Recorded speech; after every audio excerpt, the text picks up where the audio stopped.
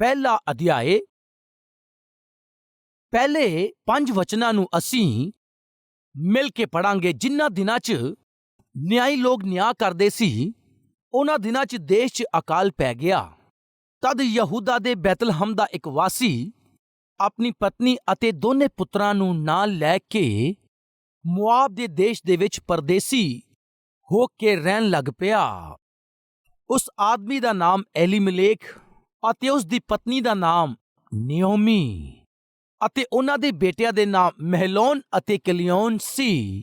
ਉਹ ਐਪਰਾਤੀ ਸੀ, ਅਰਥਾਤ ਯਹੂਦਾ ਦੇ ਬੈਤਲਹਮ ਦੇ ਰਹਿਣ ਵਾਲੇ ਸੀ। ਉਹ ਮੁਆਬ ਦੇਸ਼ ਦੇ ਵਿੱਚ ਆ ਕੇ ਰਹਿਣ ਲੱਗ ਪਏ ਅਤੇ ਨਿਓਮੀ ਦਾ ਪਤੀ ਐਲੀਮੇਲੇਕ ਮਰ ਗਿਆ ਅਤੇ ਨਿਓਮੀ ਅਤੇ ਉਹਦੇ ਦੋਨੇ ਪੁੱਤਰ ਰਹਿ ਗਏ ਅਤੇ ਦੋਨਾਂ ਨੇ ਇੱਕ ਮੁਆਬਨ ਇਸਤਰੀ ਨਾਲ ਵਿਆਹ ਕਰ ਲਿਆ।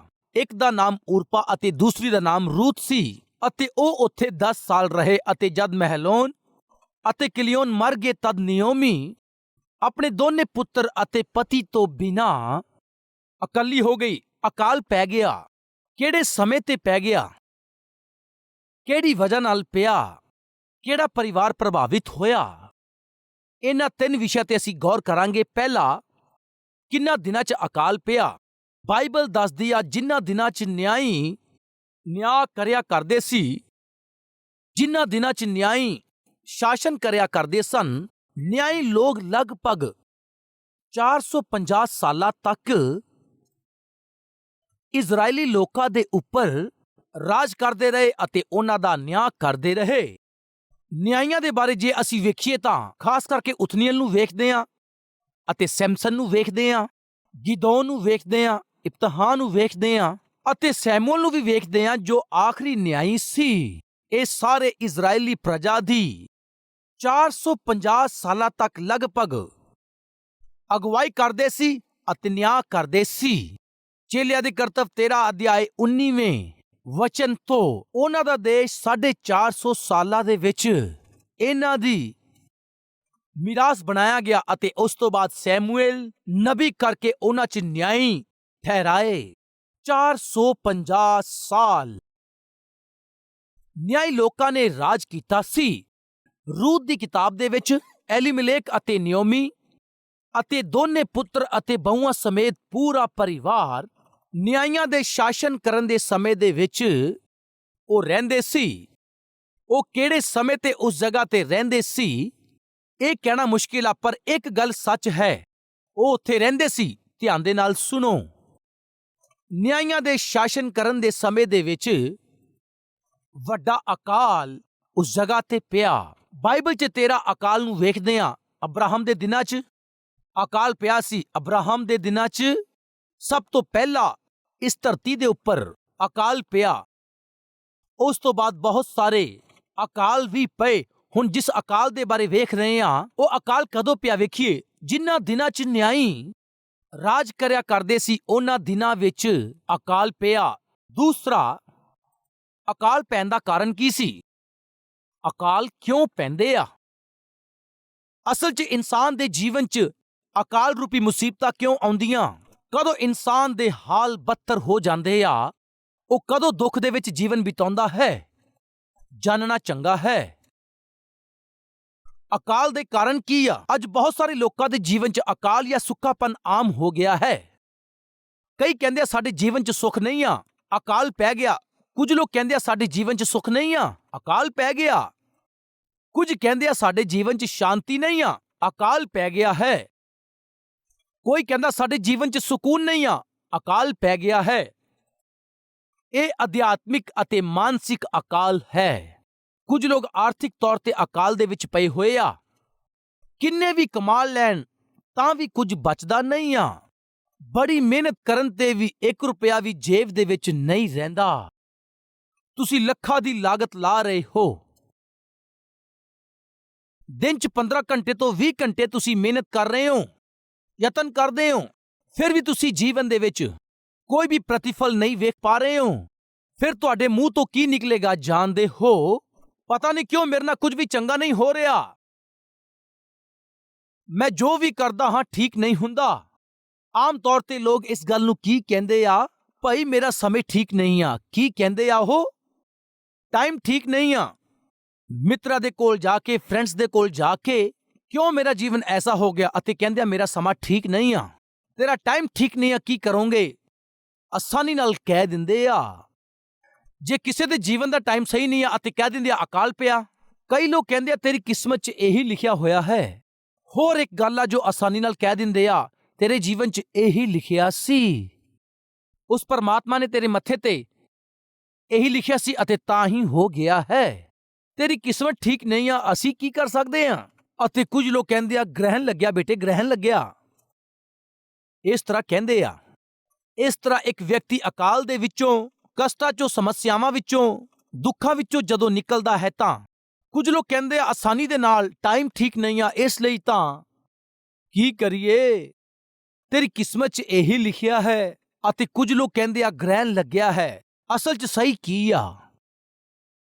ਇੱਕ ਮਨੁੱਖ ਦੇ ਜੀਵਨ 'ਚ ਅਕਾਲ ਕਿਉਂ ਪੈਂਦਾ ਹੈ? ਕਾਰਨ ਕੀ ਆ? ਇਸ ਗੱਲ ਨੂੰ ਸਮਝਣਾ ਜ਼ਰੂਰੀ ਹੈ। ਆਓ ਅਸੀਂ ਵੇਖਦੇ ਹਾਂ। ਰੂਤ ਦੀ ਕਿਤਾਬ ਪਹਿਲੇ ਅਧਿਆਇ ਦੇ ਵਿੱਚ ਪਹਿਲੇ ਤੇ ਦੂਸਰੇ ਵਚਨ 'ਚ ਅਸੀਂ ਪੜ੍ਹਿਆ ਹੈ, ਜਿਨ੍ਹਾਂ ਦਿਨਾਂ 'ਚ ਨਿਆਈ ਲੋਕ ਨਿਆਂ ਕਰਦੇ ਸੀ ਅਤੇ ਉਹਨਾਂ ਦਿਨਾਂ 'ਚ ਦੇਸ਼ 'ਚ ਅਕਾਲ ਪੈ ਗਿਆ। ਉਸ ਸਮੇਂ ਨਿਆਈ ਲੋਕ ਨਿਆਂ ਕਰਦੇ ਸੀ। ਜਦੋਂ ਨਿਆਈ ਸ਼ਾਸਨ ਕਰ ਰਹੇ ਸੀ ਤਾਂ ਦੇਸ਼ ਦੇ ਵਿੱਚ ਅਕਾਲ ਪੈ ਗਿਆ। ਕਿਉਂ ਪਿਆ? ਅਕਾਲ ਦਾ ਕਾਰਨ ਕੀ ਸੀ? ਇੱਕ ਪੇਜ ਅੱਗੇ ਵੇਖਦੇ ਹਾਂ। ਨਿਆਈ 21ਵਾਂ ਅਧਿਆਇ ਪੜ੍ਹੋ ਆਖਰੀ ਵਚਨ ਨੂੰ। ਕੀ ਲਿਖਿਆ ਇੱਥੇ? ਉਹਨਾਂ ਦਿਨਾਂ 'ਚ ਇਜ਼ਰਾਈਲੀਆਂ ਦਾ ਕੋਈ ਵੀ ਰਾਜਾ ਨਹੀਂ ਸੀ। ਕੀ ਲਿਖਿਆ? ਕੋਈ ਵੀ ਰਾਜਾ ਨਹੀਂ ਸੀ। ਜਿਸ ਨੂੰ ਜੋ ਵੀ ਠੀਕ ਲੱਗਦਾ ਸੀ ਉਹ ਉਹੀ ਕੰਮ ਨੂੰ ਕਰਦੇ ਸੀ। ਸਮਝ ਗਏ ਹੋ? ਯਹੂਦਾ ਦੇ ਬੈਤਲਹਮ ਦੇ ਵਿੱਚ ਅਕਾਲ ਪੈ ਗਿਆ। ਹੁਣੇ ਅਸੀਂ ਨਿਆਂਇਆਂ ਦੀ ਕਿਤਾਬ ਆਖਰੀ ਅਧਿਆਇ ਆਖਰੀ ਵਚਨ 'ਚ ਪੜ੍ਹਿਆ ਸੀ। ਨਿਆਂਇਆਂ ਦੇ ਉਹਨਾਂ ਦਿਨਾਂ ਦੇ ਵਿੱਚ ਇਜ਼ਰਾਈਲੀਆਂ ਦਾ ਕੋਈ ਵੀ ਰਾਜਾ ਨਹੀਂ ਹੁੰਦਾ ਸੀ। ਕੋਈ ਅਗਵਾਈ ਕਰਨ ਵਾਲਾ ਨਹੀਂ ਸੀ। ਚੇਤਾਵਨੀਆਂ ਦੇਣ ਵਾਲਾ ਪ੍ਰਚਾਰਕ ਨਹੀਂ ਸੀ। ਉਹਨਾਂ ਵਿੱਚ ਪਰਮੇਸ਼ਵਰ ਦਾ ਡਰ ਭੈ ਨਹੀਂ ਸੀ। ਅਸਲ 'ਚ ਪਰਮੇਸ਼ਵਰ ਹੈ ਐਸਾ ਧਿਆਨ ਵੀ ਉਹ ਕਰਦੇ ਨਹੀਂ ਸੀ। ਅੱਜ ਹਰ ਇੱਕ ਇਹੀ ਚਾਹੁੰਦਾ ਹੈ, ਉਹ ਆਪਣੀ ਹੀ ਮਨ ਮਰਜ਼ੀ ਦੇ ਨਾਲ ਚੱਲੇ। ਇਨਸਾਨ ਬਚਪਨ ਤੋਂ ਹੀ ਚਾਹੁੰਦਾ ਹੈ ਕਿ ਮੈਂ ਆਪਣੀ ਮਨ ਮਰਜ਼ੀ ਦੇ ਨਾਲ ਜੀਵਾਂਗਾ। ਤੁਸੀਂ ਆਪਣੇ ਬੱਚੇ ਦਾ ਹੱਥ ਫੜ ਕੇ ਰੋਡ ਤੇ ਚਲਾਉਂਦੇ ਹੋਏ ਲੈ ਕੇ ਜਾਓ ਤਾਂ ਉਹਦੇ ਹੱਥ ਨੂੰ ਤੁਸੀਂ ਫੜੋ ਅਤੇ ਲੈ ਕੇ ਚੱਲੋ। ਇਸ ਗੱਲ ਤੇ ਧਿਆਨ ਦਿਓ ਕਿ ਜਦੋਂ ਤੁਸੀਂ ਉਹਦੇ ਹੱਥ ਨੂੰ ਫੜ ਕੇ ਲੈ ਕੇ ਜਾਓਗੇ, ਉਸ ਸਮੇਂ ਜਿਸ ਕੰਮ ਦੇ ਲਈ ਤੁਸੀਂ ਜਾ ਰਹੇ ਹੋ ਉਸ ਕੰਮ ਤੇ ਤੁਹਾਡਾ ਧਿਆਨ ਰਹੇਗਾ। ਪਰ ਤੁਹਾਡੇ ਬੇਟੇ ਦਾ ਧਿਆਨ ਕਿਹਦੇ ਤੇ ਹੋਏਗਾ ਜਾਣਦੇ ਹੋ? ਕਦੋਂ ਉਹ ਤੁਹਾਡੇ ਹੱਥੋਂ ਆਪਣਾ ਹੱਥ ਛੁਡਾ ਲਵੇ, ਬਸ ਇਹੀ ਕੋਸ਼ਿਸ਼ ਕਰਦੇ ਆ। ਜੇ ਤੁਸੀਂ ਆਪਣੇ ਬੱਚੇ ਦਾ ਹੱਥ ਫੜ ਕੇ ਲੈ ਜਾਓਗੇ, ਕੁਝ ਸਮੇਂ ਦੇ ਬਾਅਦ ਤੁਸੀਂ ਇਸ ਗੱਲ ਤੇ ਗੌਰ ਕਰਿਓ ਕਿ ਉਹੀ ਬੱਚਾ ਆਪਣਾ ਹੱਥ ਛੁਡਾ ਕੇ ਉਹ ਤੁਹਾਡਾ ਹੱਥ ਫੜ ਲਏਗਾ। ਤੁਸੀਂ ਸੋਚਦੇ ਹੋ ਮੈਂ ਉਹਦਾ ਹੱਥ ਫੜਾ ਜਾਂ ਉਹ ਮੇਰਾ ਹੱਥ ਫੜੇ, ਇਹਦੇ 'ਚ ਕੋਈ ਵੀ ਫਰਕ ਨਹੀਂ ਆ। ਬੜਾ ਵੱਡਾ ਫਰਕ ਹੈ। ਆਈਸਕ੍ਰੀਮ ਵਾਲਾ ਆ ਜਾਂਦਾ ਹੈ।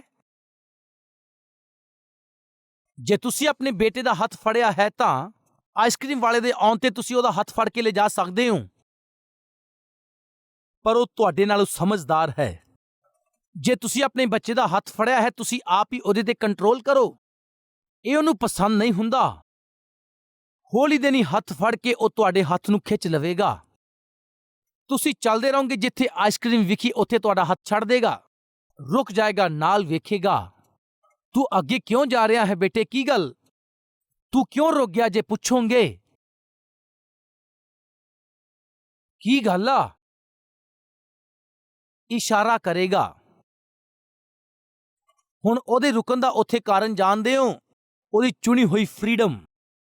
ਉਹ ਸੋਚਦਾ ਤੁਸੀਂ ਮੈਨੂੰ ਨਾ ਚਲਾਇਓ, ਮੇਰੀ ਵੀ ਆਪਣੀ ਕੋਈ ਮਰਜ਼ੀ ਆ, ਮੇਰੀ ਵੀ ਆਪਣੀ ਇੱਕ ਆਪਦੀ ਸੋਚ ਆ, ਆਪਣੀ ਇੱਛਾ ਨੂੰ ਮੈਂ ਪੂਰੀ ਕਰਨਾ ਚਾਹੁੰਦਾ ਹਾਂ।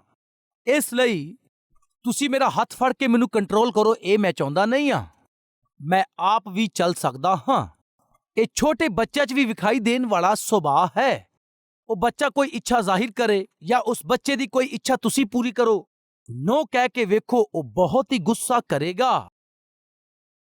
ਤੁਸੀਂ ਨੋ ਕਹਿ ਕੇ ਵੇਖੋ, ਸਾਰੀਆਂ ਚੀਜ਼ਾਂ ਸੁੱਟਣੀਆਂ ਸ਼ੁਰੂ ਕਰੇਗਾ, ਘਰ ਦੀਆਂ ਚੀਜ਼ਾਂ ਨੂੰ ਤੋੜ ਦੇਵੇਗਾ, ਘਰ ਨੂੰ ਤਿੱਤਰ-ਬਿੱਤਰ ਕਰ ਦੇਗਾ, ਰੋਵੇਗਾ। ਕਾਰਨ ਜਾਣਦੇ ਹੋ, ਬਚਪਨ ਤੋਂ ਹੀ ਹਰ ਇੱਕ ਬੱਚਾ ਆਜ਼ਾਦੀ ਲਈ ਲੜਦਾ ਹੈ। ਕਿੱਥੋਂ ਆਈ ਜਾਣਦੇ ਹੋ ਤੁਸੀਂ? ਅਦਨ ਦੇ ਬਗੀਚੇ ਚੋਂ। ਇਹ ਤੋਹਫਾ ਕਿੰਨੇ ਦਿੱਤਾ ਜਾਣਦੇ ਹੋ? ਹਵਾ ਦੁਆਰਾ ਦਿੱਤਾ ਗਿਆ ਤੋਹਫਾ ਹੈ। ਤੁਸੀਂ ਕਿਸੇ ਵੀ ਫਲ ਨੂੰ ਖਾ ਸਕਦੇ ਹੋ। ਅਦਨ ਦੇ ਬਗੀਚੇ ਦੇ ਵਿੱਚੋਂ ਸਿਰਫ ਇੱਕ ਫਲ ਨੂੰ ਨਾ ਖਾਇਓ। ਇਸ ਤਰ੍ਹਾਂ ਇਹ ਪਰਮੇਸ਼ਵਰ ਨੇ ਆਗਿਆ ਦਿੱਤੀ। ਹਵਾ ਨੇ ਸੋਚਿਆ, ਕਿਉਂ ਨਹੀਂ ਖਾਣਾ ਹੈ? ਕਿਉਂ ਨਹੀਂ ਖਾਣਾ ਹੈ? ਕਿਉਂ ਪਰਮੇਸ਼ਵਰ ਸਾਡੇ ਤੇ ਕੰਟਰੋਲ ਕਰ ਰਹੇ ਆ? ਕਿ ਮੇਰੀ ਕੋਈ ਇੱਛਾ ਨਹੀਂ ਆ? ਕਿ ਮੇਰੀ ਕੋਈ ਆਪਣੀ ਆਜ਼ਾਦੀ ਨਹੀਂ ਆ? ਕਿਹੜਾ ਫਲ ਖਾਣਾ, ਕਿਹੜਾ ਨਹੀਂ ਖਾਣਾ, ਇਹ ਸੋਚਣ ਦਾ ਹੱਕ ਮੈਨੂੰ ਨਹੀਂ ਆ? ਇਹ ਕੰਡੀਸ਼ਨ ਕੀ ਆ? ਇਨਸਾਨ ਜਨਮ ਤੋਂ ਅਜਿਹਾ ਹੈ, ਜੋ ਪਰਮੇਸ਼ਵਰ ਮਨਾ ਕਰੇ ਇਨਸਾਨ ਉਹੀ ਕਰਦਾ ਹੈ। ਕਾਰਨ ਜਾਣਦੇ ਹੋ, ਪਰਮੇਸ਼ਵਰ ਨੇ ਫਰੀडम ਦਿੱਤੀ ਆ, ਆਪਣੀ ਇੱਛਾ ਦਿੱਤੀ ਆ। ਜਦੋਂ ਪਰਮੇਸ਼ਵਰ ਨੇ ਇਨਸਾਨ ਨੂੰ ਬਣਾਇਆ, ਕਿਸੇ ਰੋਬੋ ਦੀ ਤਰ੍ਹਾਂ ਨਹੀਂ ਬਣਾਇਆ ਜਾਂ ਕਿਸੇ ਰਿਮੋਟ ਕੰਟਰੋਲ ਕਾਰ ਦੀ ਤਰ੍ਹਾਂ ਨਹੀਂ ਬਣਾਇਆ ਹੈ, ਕੋਈ ਖਿਡੌਣੇ ਵਰਗਾ ਨਹੀਂ ਬਣਾਇਆ। ਪਰਮੇਸ਼ਵਰ ਨੇ ਜਦ ਮਨੁੱਖ ਨੂੰ ਬਣਾਇਆ, ਆਪਣੇ ਸਰੂਪ ਅਤੇ ਆਪਣੀ ਸਮਾਨਤਾ 'ਚ ਬਣਾਇਆ ਅਤੇ ਇਸ ਨੂੰ ਆਜ਼ਾਦੀ ਦਿੱਤੀ। ਇਨਸਾਨ ਇਸ ਆਜ਼ਾਦੀ ਨੂੰ ਬੜੇ ਧਿਆਨ ਨਾਲ ਇਸਤੇਮਾਲ ਕਰੇ ਤਾਂ ਠੀਕ ਹੈ, ਪਰ ਇਨਸਾਨ ਨੇ ਇਹਦਾ ਗਲਤ ਇਸਤੇਮਾਲ ਕੀਤਾ। ਇਹਨਾਂ ਗੱਲਾਂ ਨੂੰ ਸੁਣਨ ਵਾਲੇ ਭੈਣੋ ਤੇ ਭਰਾਵੋ, ਹਵਾ ਦੀ ਆਜ਼ਾਦੀ ਮੌਤ ਲੈ ਆਈ। ਉਹਦੇ ਇਕੱਲੇ ਦੇ ਲਈ ਨਹੀਂ, ਪੀੜ੍ਹੀ ਅਤੇ ਯੁੱਗ ਦੇ ਲਈ ਮੌਤ ਆ ਗਈ ਇਨਸਾਨ ਦੇ ਵਿੱਚ ਅਤੇ ਇਨਸਾਨ ਨਾਸ਼ ਹੋ ਗਿਆ। ਇਸ ਗੱਲ ਨੂੰ ਯਾਦ ਰੱਖੋ ਤੁਸੀਂ। ਜੇ ਤੁਸੀਂ ਆਪਣੇ ਜੀਵਨ 'ਚ ਚਾਹੁੰਦੇ ਹੋ ਮੇਰੀ ਮਰਜ਼ੀ ਪੂਰੀ ਹੋਵੇ, ਜੇ ਇਸ ਤਰ੍ਹਾਂ ਸੋਚਦੇ ਹੋ ਤਾਂ ਖਬਰਦਾਰ, ਤੁਹਾਡੀ ਮਰਜ਼ੀ ਤੁਹਾਡੇ ਲਈ ਦੁੱਖ ਲੈ ਕੇ ਆਵੇਗੀ। ਤੁਹਾਡੀ ਮਨਮਰਜ਼ੀ ਦਾ ਜੀਵਨ ਦੁੱਖਾਂ ਨੂੰ ਲੈ ਕੇ ਆਏਗਾ। ਤੁਸੀਂ ਕਾਰਨ ਜਾਣਦੇ ਹੋ।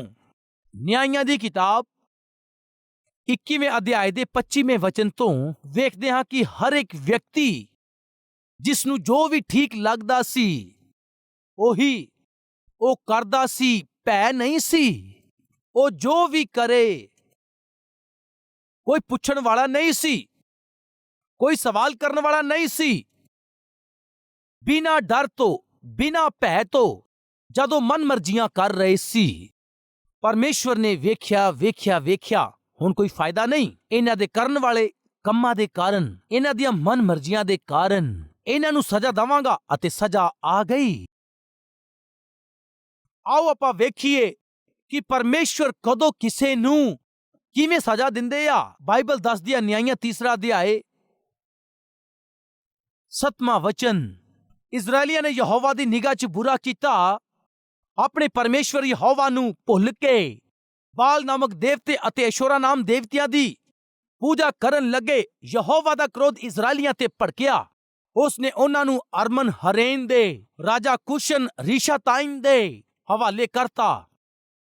ਇਸੇ ਲਈ ਇਜ਼ਰਾਈਲੀ 8 ਸਾਲਾਂ ਤੱਕ ਕੁਸ਼ਮ ਰਿਸ਼ਾਤਾਇਮ ਦੇ ਅਧੀਨ ਰਹੇ। ਫਿਰ ਇਜ਼ਰਾਈਲੀਆਂ ਨੇ ਯਹੋਵਾ ਨੂੰ ਪੁਕਾਰਿਆ।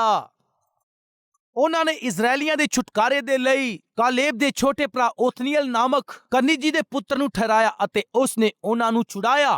11ਵੇਂ ਵਚਨ 'ਚ ਲਿਖਿਆ ਹੈ, ਤਦ 40 ਸਾਲਾਂ 'ਚ ਦੇਸ਼ 'ਚ ਸ਼ਾਂਤੀ ਬਣੀ ਰਹੀ। ਜਦ ਉਹਨਾਂ ਨੇ ਦੁਹਾਈ ਦਿੱਤੀ ਅਤੇ ਪਰਮੇਸ਼ਵਰ ਦੀ ਸ਼ਰਨ 'ਚ ਆਏ, ਉਹਨਾਂ ਨੇ ਸ਼ਾਂਤੀ ਪਾਈ, ਆਨੰਦ ਪਾਇਆ। ਉਹਨਾਂ ਨੇ ਆਪਣੇ ਜੀਵਨ 'ਚ ਖੁਸ਼ੀ ਵੇਖੀ। ਜਦ ਉਹਨਾਂ ਨੇ ਸ਼ਾਂਤੀ ਪਾਈ ਅਤੇ ਜਿਹਦੀ ਆਸ ਕੀਤੀ, ਤਾਂ ਜਦ ਉਸਨੇ ਪਾ ਲਿਆ ਅਤੇ ਉਹਨਾਂ ਦੇ ਕਸ਼ਟ ਦੂਰ ਹੋ ਗਏ, ਤਾਂ ਗੁਲਾਮੀ ਤੋਂ ਛੁਟਕਾਰਾ ਪਾਇਆ, ਉਹ ਫਿਰ ਤੋਂ ਬੁਰਾਈ ਕਰਨ ਲੱਗ ਪਏ। ਆਓ ਪੜ੍ਹੀਏ 3 ਅਧਿਆਇ 12ਵਾਂ ਵਚਨ। ਇਜ਼ਰਾਈਲੀਆਂ ਨੇ ਯਹੋਵਾ ਦੀ ਨਿਗਾਹ 'ਚ ਫਿਰ ਤੋਂ ਬੁਰਾ ਕੀਤਾ। ਯਹੋਵਾ ਨੇ ਮੁਆਬ ਦੇ ਰਾਜਾ ਐਗਲੋਨ ਨੂੰ ਇਜ਼ਰਾਈਲ ਤੇ ਪ੍ਰਬਲ ਕੀਤਾ, ਕਿਉਂਕਿ ਉਹਨਾਂ ਨੇ ਯਹੋਵਾ ਦੀ ਨਿਗਾਹ 'ਚ ਬੁਰਾ ਕੀਤਾ ਸੀ। 14ਵਾਂ ਵਚਨ, ਤਦ ਇਸਰਾਏਲੀ 18 ਸਾਲ ਤੱਕ ਮੁਆਬ ਦੇ ਰਾਜਾ ਐਗਲੋਨ ਦੇ ਅਧੀਨ ਰਹੇ।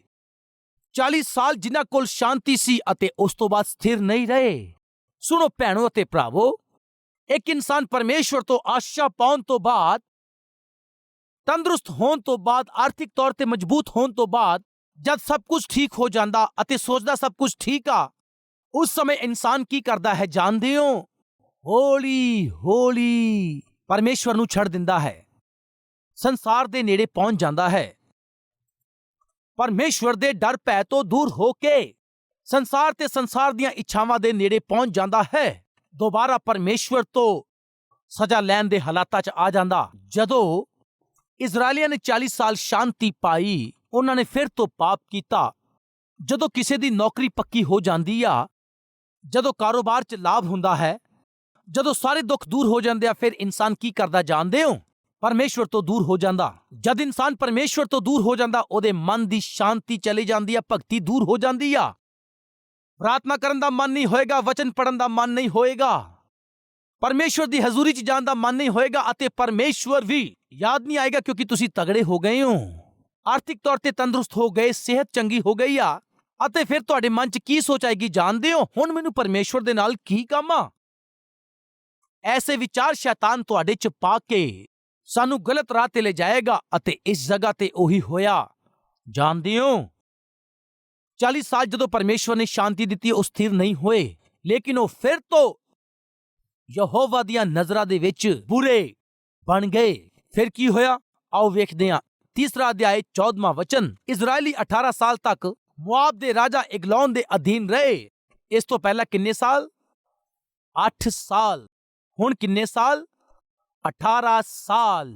ਇਨਸਾਨ ਪਰਮੇਸ਼ਵਰ ਤੋਂ ਆਸ਼ੀਸ਼ਾਂ ਪਾ ਕੇ ਜੇ ਪਰਮੇਸ਼ਵਰ ਨੂੰ ਛੱਡ ਕੇ ਚਲਾ ਜਾਵੇ ਤਾਂ ਅਸਲ 'ਚ ਆਸ਼ੀਸ਼ਾਂ ਪਾਉਂਦਾ ਹੈ ਜਾਂ ਫਿਰ ਸ਼ਰਾਪ ਮੁੱਲ ਲੈ ਲੈਂਦਾ ਹੈ। ਇਨਸਾਨ ਪਰਮੇਸ਼ਵਰ ਦੇ ਤਰਸ ਨੂੰ ਪਾ ਕੇ, ਦਇਆ ਨੂੰ ਪਾ ਕੇ, ਪਰਮੇਸ਼ਵਰ ਤੋਂ ਦੂਰ ਹੋ ਕੇ ਜੇ ਮਨ ਮਰਜ਼ੀਆਂ ਕਰੇ, ਸਜ਼ਾ ਵੱਧਦੀ ਆ ਜਾਂ ਸਜ਼ਾ ਘਟਦੀ ਆ? ਸਜ਼ਾ ਵੱਧਦੀ ਆ। ਖਬਰਦਾਰ।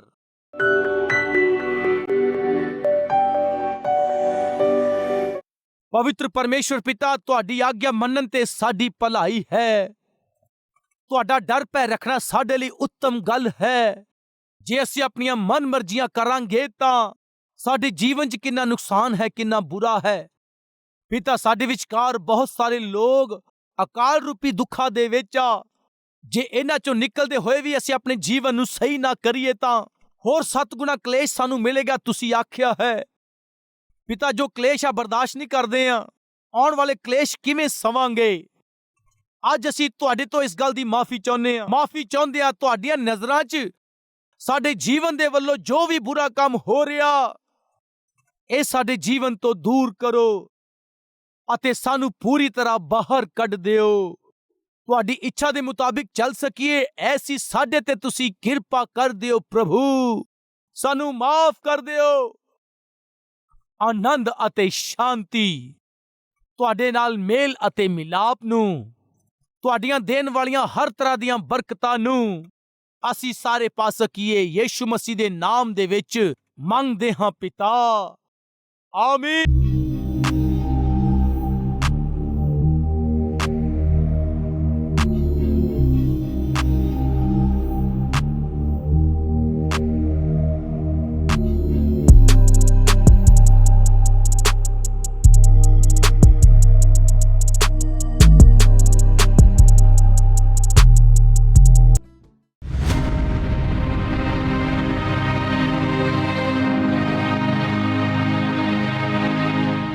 आप सबको शलोम। मेरा नाम मरियम्मा है, ये मेरे पति है, हमारे 2 बच्चे हैं। हम प्रभु पर विश्वास करते थे, लेकिन फिर भी मेरे पति बहुत शराब पीते थे। नशे में मुझे और मेरे बच्चों को डांटते थे, मारते थे। हम जमीन किराए पर लेकर खेती करते थे, उधार में पैसे लेकर खेती के लिए लगाए। जब कटनी का समय था, तेज बारिश के कारण फसल बर्बाद हो गया था। इसके कारण हम मुश्किल में पड़ गए, कर्जे में डूब गए।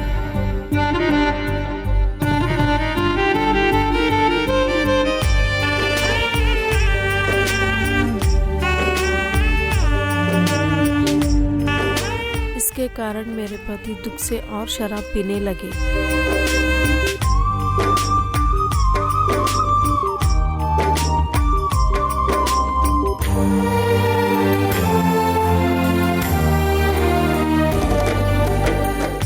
कर्जों के कारण गांव में ही रहेंगे तो कर्जे दूर नहीं होंगे, इसलिए हम हैदराबाद गए। हमारे रिश्तेदारों ने एक अपार्टमेंट में काम दिलवाए। मेरे पति नौकरी कर रहे थे लेकिन शराब पीना नहीं छोड़े। उनमें बदलाव नहीं आया। मैं बहुत से चर्चेस को जाती थी, प्रार्थना करवाती थी और खुद भी करती थी, लेकिन वो बिल्कुल नहीं सुधरे। ऐसे वाले समय में काम करने की जगह एक भाई हमारे बारे में जानकर हमें कलवरी टेम्पल ले गए। उस दिन वचन के द्वारा प्रभु सीधे हमसे बात किए। ਧਿਆਨ ਨਾਲ ਤੁਸੀਂ ਆਪਣੇ ਜੀਵਨ ਨੂੰ ਜਾਂਚੋ। ਤੁਸੀਂ ਸੱਟਾ ਤੇ ਸੱਟਾ ਖਾ ਰਹੇ ਹੋ ਨਾ। ਪਿਛਲੇ ਸਾਲ ਸਮੱਸਿਆ, ਉਸ ਤੋਂ ਪਿਛਲੇ ਸਾਲ ਹੋਰ ਸਮੱਸਿਆ ਅਤੇ ਇਸ ਸਾਲ ਹੋਰ ਵੀ ਸਮੱਸਿਆ। ਪਿਛਲੇ ਮਹੀਨੇ ਇੱਕ ਸਮੱਸਿਆ ਸੀ, ਹੁਣ ਇੱਕ ਹੋਰ ਸਮੱਸਿਆ ਹੈ ਅਤੇ ਸਮੱਸਿਆ ਤੇ ਸਮੱਸਿਆ ਆ ਗਈ। ਬਿਪਤਾ ਤੋਂ ਬਾਅਦ ਬਿਪਤਾ, ਦੁੱਖ ਤੋਂ ਬਾਅਦ ਦੁੱਖ, ਅਕਾਲ ਤੋਂ ਬਾਅਦ ਅਕਾਲ। ਤੁਹਾਨੂੰ ਸੱਟਾਂ ਹੀ ਲੱਗ ਰਹੀਆਂ ਹੈ ਨਾ? ਫਿਰ ਵੀ ਅੱਖਾਂ ਕਿਉਂ ਨਹੀਂ ਖੋਲਦੇ? ਫਿਰ ਵੀ ਆਪਣੇ ਆਪ ਨੂੰ ਕਿਉਂ ਨਹੀਂ ਸੁਧਾਰਦੇ? ਫਿਰ ਵੀ ਮਨ ਨੂੰ ਕਿਉਂ ਨਹੀਂ ਫੇਰਦੇ ਅਤੇ ਆਪਣੇ ਵਿੱਚ ਸੁਧਾਰ ਕਿਉਂ ਨਹੀਂ ਲਿਆਉਂਦੇ? इस गल पे गौर करो। प्रभु का वचन सुनकर मेरे पति उसी दिन वो शराब पीना पूरी तरह से छोड़ दिए। मेरे गलतियों को माफ कीजिए, ऐसे में प्रभु से प्रार्थना किया। मैं शराब पीना छोड़ दिया, अब एक अच्छा जीवन बिता रहा हूँ और मैं खुशी से घर गया। उस दिन से हम नियमित रूप से कलवरी टेम्पल जा रहे हैं। प्रभु का वचन सुनते हुए आत्मिक रूप से आगे बढ़ रहे हैं। हमारी कमाई में से नियमित रूप से प्रभु को दशमांश दे रहे हैं। जब हम प्रभु को दशमांश देना शुरू किए तब प्रभु हमारे सारे कर्जे दूर किए। मेरे पति वॉचमैन का काम और कपड़े भी इस्त्री करते थे और मैं 4 घरों में काम करती थी।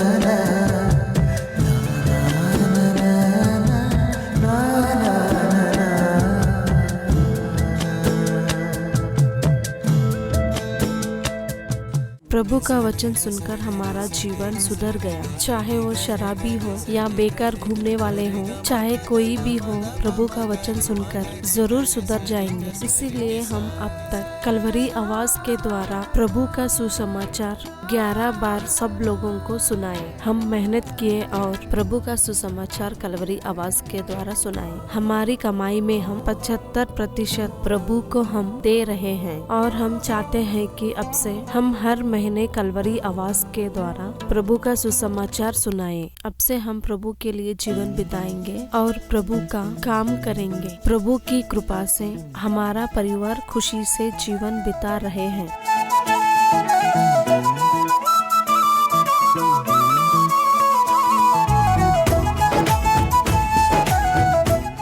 प्रभु का वचन सुनाकर मेरे पति के पीने की आदत से छुड़ाए, उनके जीवन को सुधारे। प्रभु के दास सतीश जी को हमारा धन्यवाद। हमारे परिवार में सुख शांति से भरे यीशु को सारी महिमा मिले। ਕਿੰਨੀ ਵਾਰ ਵੀ ਕਹਿਣ ਤੇ ਸ਼ਰਾਬ ਨੂੰ ਨਾ ਛੱਡਣ ਵਾਲੇ ਪਤੀ ਜਦੋਂ ਪਰਮੇਸ਼ਵਰ ਦੇ ਵਚਨ ਨੂੰ ਸੁਣਿਆ, ਉਹਨਾਂ ਦੀ ਸਾਮਰਥ ਨੂੰ ਜਾਣ ਕੇ ਉਹਨਾਂ ਨੇ ਉਸੇ ਵਕਤ ਸ਼ਰਾਬ ਛੱਡ ਦਿੱਤੀ। ਉਸ ਤੋਂ ਬਾਅਦ ਵਾਸ਼ਮੈਨ ਦਾ ਕੰਮ ਕਰਦੇ ਹੋਏ, ਕੱਪੜੇ ਪ੍ਰੈਸ ਕਰਦੇ ਹੋਏ, ਪਤਨੀ ਘਰਾਂ 'ਚ ਕੰਮ ਕਰਦੀ ਹੋਈ, ਦੋਨੇ ਮਿਲ ਕੇ ਕੰਮ ਕਰਦੇ ਹੋਏ ਕਿਸ ਤਰ੍ਹਾਂ ਕਰਜ਼ਾ ਲਾ ਲਿਆ ਅਸੀਂ ਵੇਖਿਆ ਹੈ। ਪਰਮੇਸ਼ਵਰ ਦੇ ਦਿੱਤੇ ਹੋਏ ਬਦਲਾਵ ਦੇ ਦੁਆਰਾ ਕੇਵਲ ਮਿਹਨਤ ਨਾਲ ਕਰਜ਼ਾ ਲਾਉਣਾ ਹੀ ਨਹੀਂ, ਇੱਕ ਪਾਸੇ ਵਚਨ ਦੇ ਅਨੁਸਾਰ ਪਰਮੇਸ਼ਵਰ ਨੂੰ ਦਸਵਾਂਸ ਦਿੰਦੇ ਹੋਏ, ਵਚਨ ਦੇ ਪ੍ਰਚਾਰ ਲਈ ਮਦਦ ਕਰਦੇ ਹੋਏ, ਉਹਨਾਂ ਦੇ ਜੀਵਨ ਦੇ ਵਿੱਚ ਇੰਨਾ ਆਨੰਦ ਦੇਣ ਵਾਲੇ ਪਰਮੇਸ਼ਵਰ ਦੇ ਬਾਰੇ ਸੁਸਮਾਚਾਰ ਨੂੰ ਲੱਖਾਂ ਲੋਕਾਂ ਤੱਕ ਪਹੁੰਚਾਉਣਾ ਹੈ। ਇਸੇ ਲਈ ਕਈ ਵਾਰ ਕਲਵਰੀ ਆਵਾਜ਼ ਦੀ ਮਦਦ ਕੀਤੀ। ਉਸ ਭੈਣ ਦੀ ਗਵਾਹੀ ਨੇ ਮੈਨੂੰ ਹੈਰਾਨ ਕੀਤਾ, ਕਿਉਂਕਿ ਉਹਨਾਂ ਦੀ ਕਈ ਗੱਲ ਤੁਸੀਂ ਸੁਣੀ। ਅੱਜ ਸਾਡੀ ਕੀਤੀ ਹੋਈ ਕਮਾਈ ਦੇ ਵਿੱਚੋਂ 75% ਪਰਮੇਸ਼ਵਰ ਨੂੰ ਹੀ ਦਿੰਦੇ ਆ। ਘਰਾਂ 'ਚ ਕੰਮ ਕਰਨ ਵਾਲੀ ਇੱਕ ਭੈਣ ਕਹਿ ਰਹੀ ਆ, ਹਰ ਮਹੀਨੇ ਕਲਵਰੀ ਆਵਾਜ਼ ਦੀ ਸਹਾਇਤਾ ਕਰਕੇ ਵਚਨ ਨੂੰ ਪਹੁੰਚਾਉਣਾ ਹੈ। ਫਿਰ ਸਾਡੇ ਬਾਰੇ ਕੀ ਆ? ਬਹੁਤਾਇਤ ਨਾਲ ਆਸ਼ੀਸ਼ ਪਾਉਣ ਵਾਲੇ ਭੈਣੋ ਅਤੇ ਭਰਾਓ, ਬਾਈਬਲ ਦੱਸਦੀ ਹੈ ਪਰਮੇਸ਼ਵਰ ਜਿਸ ਨੂੰ ਜ਼ਿਆਦਾ ਦਿੰਦਾ ਹੈ, ਉਹਨਾਂ ਤੋਂ ਹੀ ਜ਼ਿਆਦਾ ਪਰਮੇਸ਼ਵਰ ਆਸ ਵੀ ਰੱਖਦਾ ਹੈ। ਤੁਹਾਡੀ ਇੱਛਾ ਦੇ ਅਨੁਸਾਰ ਪਰਮੇਸ਼ਵਰ ਨੇ ਆਸ਼ੀਸ਼ ਦਿੱਤੀ ਹੈ, ਇਹ ਸੱਚ ਹੈ। ਫਿਰ ਉਹਨਾਂ ਦੀ ਆਸ ਦੇ ਅਨੁਸਾਰ ਤੁਸੀਂ ਪਰਮੇਸ਼ਵਰ ਦੀ ਮਦਦ ਕਰਨੀ ਹੈ ਨਾ। ਇੱਕ ਵਾਰ ਸੋਚੋ, ਜਿਨ੍ਹਾਂ ਨੇ ਮਸੀਹ ਦੇ ਪ੍ਰੇਮ ਨੂੰ ਜਾਣ ਲਿਆ ਹੈ, ਉਹ ਪਿਆਰ ਨੂੰ ਵੰਡਣ ਦੀ ਕੋਸ਼ਿਸ਼ ਕਰ ਰਹੇ ਆ। ਆਓ ਮੇਰੇ ਭੈਣੋ ਤੇ ਭਰਾਓ, ਆਪਾਂ ਸਾਰੇ ਹੀ ਮਿਲ ਕੇ ਸੁਸਮਾਚਾਰ ਨੂੰ ਲੱਖਾਂ ਲੋਕਾਂ ਤੱਕ ਪਹੁੰਚਾਉਣ ਦੀ ਕੋਸ਼ਿਸ਼ ਕਰੀਏ। ਤੁਸੀਂ ਜਿੱਥੇ ਹੈ ਉੱਥੋਂ ਹੀ ਪ੍ਰਭੂ ਦੇ ਪਿਆਰ ਨੂੰ ਕੰਮਾਂ 'ਚ ਵਿਖਾਉਣ ਦਾ ਯਤਨ ਕਰੋ। ਪ੍ਰਭੂ 'ਚ ਮੇਰੇ ਸਾਰੇ ਭੈਣੋ ਤੇ ਭਰਾਵੋ, ਤੁਹਾਨੂੰ ਸਾਰਿਆਂ ਨੂੰ ਸ਼ਾਲੋਮ। ਤੁਸੀਂ ਠੀਕ ਹੋ? ਕਲਵਰੀ ਆਵਾਜ਼ 2003 ਤੋਂ ਸ਼ੁਰੂ ਹੋਇਆ ਅਤੇ ਅੱਜ 2023 ਨੂੰ 20 ਸਾਲ ਹੋ ਚੁੱਕੇ ਆ। ਤੁਸੀਂ ਇਸ ਟੀਵੀ ਪ੍ਰੋਗਰਾਮ ਨੂੰ ਪਿਆਰ ਕੀਤਾ, ਉਤਸ਼ਾਹਿਤ ਕੀਤਾ, ਪ੍ਰਾਰਥਨਾ ਕੀਤੀ। ਇੰਨਾ ਹੀ ਨਹੀਂ, ਆਪਣੀਆਂ ਭੇਂਟਾਂ ਦੇ ਦੁਆਰਾ ਤੁਸੀਂ ਸਾਰਿਆਂ ਨੇ ਮਦਦ ਕੀਤੀ ਆ। ਇਸ ਲਈ ਮੈਂ ਤੁਹਾਡਾ ਸਾਰਿਆਂ ਦਾ ਪੂਰੇ ਦਿਲ ਤੋਂ ਧੰਨਵਾਦ ਕਰਦਾ ਹਾਂ। ਅੱਜ ਇਸ ਪ੍ਰੋਗਰਾਮ ਦੇ ਦੁਆਰਾ ਹਜ਼ਾਰਾਂ ਅਤੇ ਕਰੋੜਾਂ ਲੋਕਾਂ ਤੱਕ ਜਿਉਂਦੇ ਪਰਮੇਸ਼ਵਰ ਦੇ ਅਦਭੁਤ ਸੁਸਮਾਚਾਰ ਨੂੰ ਫੈਲਾਉਣ ਦੇ ਲਈ ਤੁਹਾਡੀ ਕੀਤੀ ਸਹਾਇਤਾ ਲਈ ਮੈਂ ਤੁਹਾਡਾ ਦਿਲ ਤੋਂ ਧੰਨਵਾਦ ਕਰਦਾ ਹਾਂ। ਅਤੇ ਉਸੇ ਤਰ੍ਹਾਂ ਸਾਡਾ ਇਹ ਕਲਵਰੀ ਆਵਾਜ਼ ਦਾ ਪ੍ਰੋਗਰਾਮ ਪੰਜਾਬੀ ਦੇ ਵਿੱਚ ਹੀ ਨਹੀਂ, ਭਾਰਤ ਦੇਸ਼ 'ਚ ਬੋਲੀਆਂ ਜਾਣ ਵਾਲੀਆਂ ਹਰ ਖਾਸ ਭਾਸ਼ਾ ਦੇ ਵਿੱਚ ਪ੍ਰਭੂ ਯੀਸ਼ੂ ਮਸੀਹ ਦੇ ਸੁਸਮਾਚਾਰ ਨੂੰ ਅਸੀਂ ਫੈਲਾ ਸਕੀਏ, ਮਿਹਨਤ ਕਰ ਰਹੇ ਹਾਂ। ਉਸੇ ਤਰ੍ਹਾਂ ਹਰ ਮਹੀਨੇ ਲਗਭਗ 650 ਟੀਵੀ ਪ੍ਰੋਗਰਾਮ ਚਲਾਏ ਜਾ ਰਹੇ ਆ। ਬੋਝ ਨਾਲ ਭਰੀ ਇਹ ਸੇਵਕਾਈ ਜੇ ਜਾਰੀ ਰੱਖਣੀ ਹੈ ਤਾਂ ਜ਼ਰੂਰ ਤੁਹਾਡੀ ਸਹਾਇਤਾ, ਪ੍ਰਾਰਥਨਾ ਅਤੇ ਸਹਿਯੋਗ ਬਹੁਤ ਜ਼ਰੂਰੀ ਆ। ਇੱਕ ਪ੍ਰੋਗਰਾਮ ਨੂੰ ਚਲਾਉਣ ਦੇ ਲਈ ਅਲੱਗ ਚੈਨਲਸ ਦੇ ਅਨੁਸਾਰ 20,000, 30,000, 40,000, 50,000 ਤੱਕ ਇੱਕ ਪ੍ਰੋਗਰਾਮ ਦੇ ਲਈ ਖਰਚਾ ਕਰਨਾ ਪੈਂਦਾ ਹੈ। ਜੇ ਪ੍ਰਭੂ ਤੁਹਾਨੂੰ ਉਤਸ਼ਾਹਿਤ ਕਰੇ ਇਸ ਟੀਵੀ ਪ੍ਰੋਗਰਾਮ ਦੀ ਮਦਦ ਕਰਨ ਦੇ ਲਈ, ਜੇ ਤੁਹਾਡੇ ਮਨ 'ਚ ਬੋਝ ਆਵੇ ਤਾਂ ਜ਼ਰੂਰ ਪ੍ਰਾਰਥਨਾ ਕਰਕੇ ਇਸ ਸੇਵਕਾਈ ਦੀ ਮਦਦ ਕਰੋ।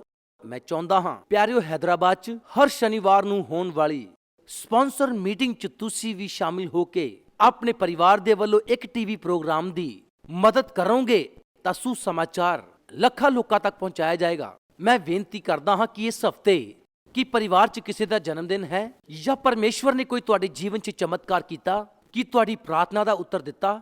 ਜੇ ਦਿੱਤਾ ਹੈ, ਕੀ ਧੰਨਵਾਦੀ ਹੋ ਕੇ ਕਲਵਰੀ ਆਵਾਜ਼ ਦੀ ਸਹਾਇਤਾ ਕਰਨਾ ਚਾਹੋਗੇ? ਜੇ ਪਰਮੇਸ਼ਵਰ ਨੇ ਸੰਤਾਨ ਦਿੱਤੀ ਆ, ਉਸ ਦਾ ਨਾਮ ਰੱਖਣਾ ਹੈ ਤਾਂ ਅੱਖਰ ਅਭਿਆਸ ਕਰਨਾ, ਮੂੰਹ ਜੂਠਾ ਕਰਵਾਉਣਾ, ਇਹਨਾਂ ਸ਼ੁਭ ਕੰਮਾਂ ਨੂੰ ਮੇਰੇ ਹੱਥਾਂ ਦੁਆਰਾ ਜੇ ਆਪਣੀ ਬੱਚਿਆਂ ਦੇ ਜੀਵਨ 'ਚ ਕਰਵਾਉਣਾ ਚਾਹੁੰਦੇ ਹੋ ਤਾਂ ਸ਼ਨੀਵਾਰ ਨੂੰ ਕਲਵਰੀ ਆਵਾਜ਼ ਟੀਵੀ ਪ੍ਰੋਗਰਾਮ ਦੀ ਸਹਾਇਤਾ ਕਰਕੇ ਆਪਣੇ ਜੀਵਨ ਦੇ ਸ਼ੁਭ ਕੰਮਾਂ ਨੂੰ ਮੇਰੇ ਨਾਲ ਸੈਲੀਬ੍ਰੇਟ ਕਰਨ ਦੇ ਲਈ ਤੁਹਾਡਾ ਸਾਰਿਆਂ ਦਾ ਦਿਲ ਤੋਂ ਸਵਾਗਤ ਕਰਦਾ ਹਾਂ। ਯਾਨੀ ਮੇਰੀ ਮਿਹਨਤ 'ਚ ਤੁਸੀਂ ਵੀ ਹਿੱਸਾ ਲੈ ਕੇ ਸੁਸਮਾਚਾਰ ਵੰਡੋ। ਤੁਹਾਡੀ ਖੁਸ਼ੀ 'ਚ ਮੈਂ ਵੀ ਹਿੱਸਾ ਲੈ ਕੇ ਮੈਂ ਵੀ ਤੁਹਾਡੀ ਖੁਸ਼ੀ ਨੂੰ ਸਾਂਝੀ ਕਰਾਂ। ਮਨ ਤੋਂ ਚਾਹੁੰਦੇ ਹੋਏ ਇਸ ਅਦਭੁਤ ਪਰਮੇਸ਼ਵਰ ਦੇ ਸੁਸਮਾਚਾਰ ਨੂੰ ਪੂਰੀ ਦੁਨੀਆ ਤੱਕ ਲੈ ਕੇ ਜਾਣ ਲਈ ਤੁਹਾਡੀ ਪ੍ਰਾਰਥਨਾ ਤੇ ਤੁਹਾਡੇ ਸਹਿਯੋਗ ਨੂੰ ਚਾਹੁੰਦੇ ਹੋਏ ਪ੍ਰਭੂ 'ਚ ਤੁਹਾਡਾ ਪਿਆਰਾ ਸਤੀਸ਼ ਕੁਮਾਰ।